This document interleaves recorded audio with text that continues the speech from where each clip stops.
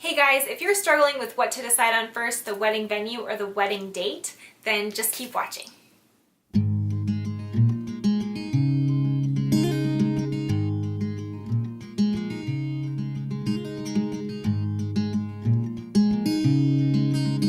Thanks so much for tuning in today. I'm super excited about this video, just like all my videos, but especially this one because it's going to be the first in a series of planning videos on my channel.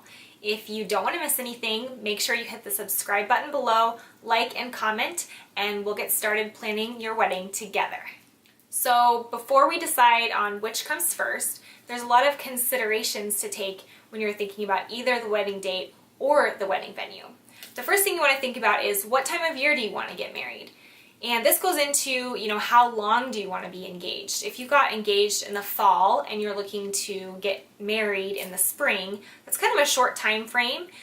Or if you're looking for, a long engagement, then you have a lot more time to think about the time of year. So you're not narrowed down to, I want to get married within 4 months, so I have to get married in the fall.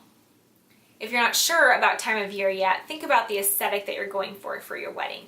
Do you like the warm colors of fall, like reds, oranges, or yellows? Or do you like the stark contrast between a snowy white background that you might get in the winter with reds and purples?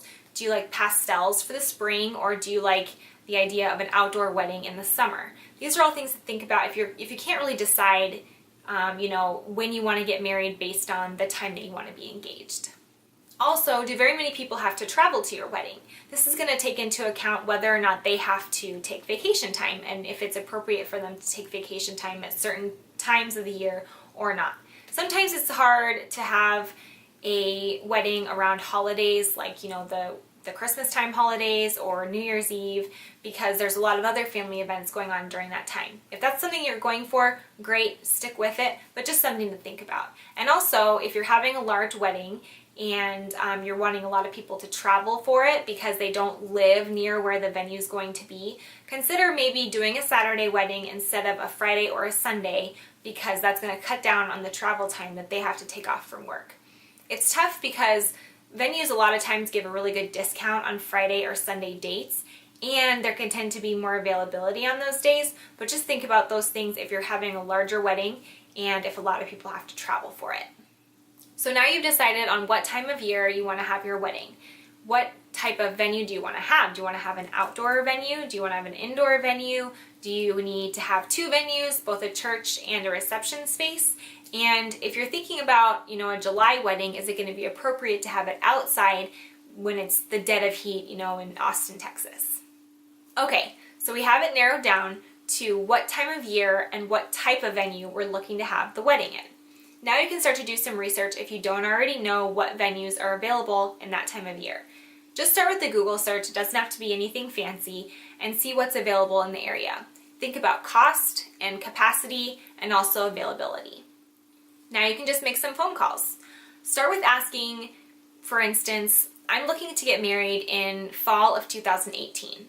What do you have available? This is going to give the venue the opportunity to tell you all the dates they have available, not just Saturdays, which can sometimes be assumed by a venue because that's the most typical day a wedding can fall on. Or if you have it narrowed down to, I have to get married in April, that's the only time that I have for vacation, then just go ahead and ask them, what do you have available for April 2018? This is going to make your search really quick, really easy, and you can just narrow down super quick. Now all you have to do is talk it over with your fiance and your family and decide what you want to do and get that date booked. Also take into consideration that a deposit is usually required for a venue to hold the date for you. Okay, so if it wasn't clear enough, in my opinion, the most important thing to decide on first is your venue. This all goes without saying that you don't already have an idea of what you want your anniversary to be. Say you want to have your anniversary on 8/8/18 or 7/7/2027. That's okay, but if you're not sure where to get started on deciding between your wedding venue and your wedding date, start with the venue, make it easy on yourself, and give yourself some leeway to have the kind of wedding that you want to have. The spring wedding with all the pastels and all the blooming flowers, or the fall wedding with the changing leaves in the Northeast where it's always beautiful in the fall. I hope this was helpful for you guys. Like I said, please leave a comment and subscribe, and I can't wait to see you guys next time. Thanks.